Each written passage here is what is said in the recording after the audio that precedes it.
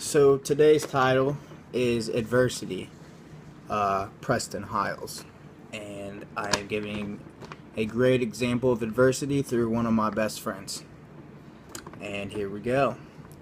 Yes, his name is Preston. How did I meet Preston? I was 16 years old when I met Preston. He moved from my hometown and joined our football team. And one day he asked me if I wanted to go to his youth group with me, and he definitely had me convinced when he said we were going to be having an airsoft war with his youth minister. All in from there. From that day, Preston had given me rides to places, helped me feel comfortable around all the seniors I had not been close to. He would text me, see if I wanted to go play pickup games of basketball or get some food, whatever it was. When I needed help getting to football practice, I could always rely on him to do his best, even if I was running behind on time. What does Preston mean to my life? First and foremost, Preston means the world to me. Not only is he one of my best friends growing up in school, he developed the role of taking me under his wing and treating me as his own little brother. He has not only helped me physically with things, he has also helped me grow mentally and teach me the ways here and there. Always was there to help me with girlfriend issues, a fight with my family member or friend. He would never think twice about having my six in a football game or in real life. A little bit about Preston. Preston is a living example of adversity. I cannot express how much respect I have for this man. See, when Preston was born, his umbilical cord had gotten tangled up with his arm, which caused him to have a small arm.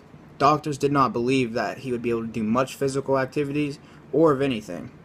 Preston and his family had other plans, belief, and faith. Preston grew up playing basketball, baseball, soccer, and football. He also learned to play the drums, write his own music, and rap. In high school, Preston played point guard in basketball. He played pitcher. He was a pitcher in baseball. That was all throughout high school.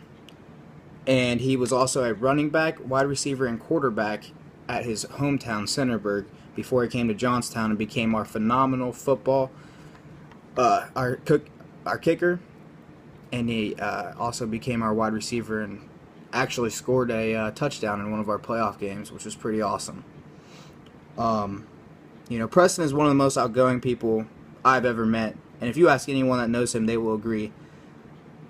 And ever since the day Preston was born, he has been told he cannot do anything, borderline. And since then, he has continued to prove every single person wrong, including professionally trained doctors. There is nothing worth giving into that had told him that he is not going to work out or it's not going to be able to be accomplished by him. I have never seen so much heart and talent in someone. When things had got tough for him, he just simply got tougher, faced it with a smile, and headstrong.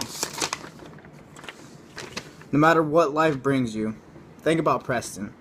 Think about the unstoppable attitude and realize your mind, when it is set in stone and the odds are against you, make them seem like they're all for you.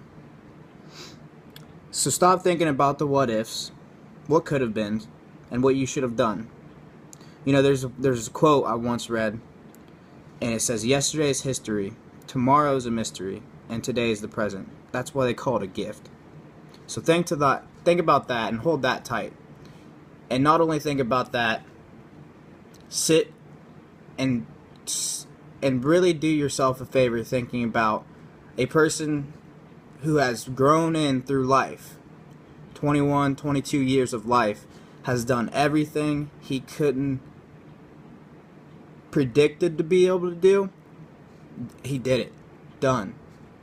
Was not a guess. Was not a second option for him. There was no, alright, I'm going to sit this one out. I'm not going to play basketball. I'm not going to go, throw a football, catch a ball, kick a ball.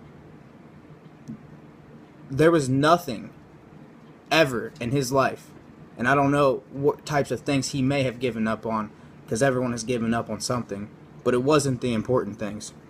It wasn't the big picture. And that doesn't even have to do with what obstacles he had to face at home, what things had gotten to his mind, what other people thought of about his arm. Nothing. You couldn't even tell that was a factor in his life. Even if he was thinking about it or self-conscious about it, he never showed it. He still doesn't show it. He has grown adapted to it. He has loved it. It is him. It is what makes him him. And even all of my friends agree. We don't think he would be the same. We wouldn't look at him as the same person if he did have 2 arms. We wouldn't think he was Preston. Because that's what makes him Preston. And that's what God gave him. God blessed him with that. That's how he looked at it. He didn't look at it as God cursed me with a small arm. I hate this arm. He took it head on, headstrong. No ifs, ands, or buts about it. There is nothing that stopped him. Nothing that's stopping him to this day.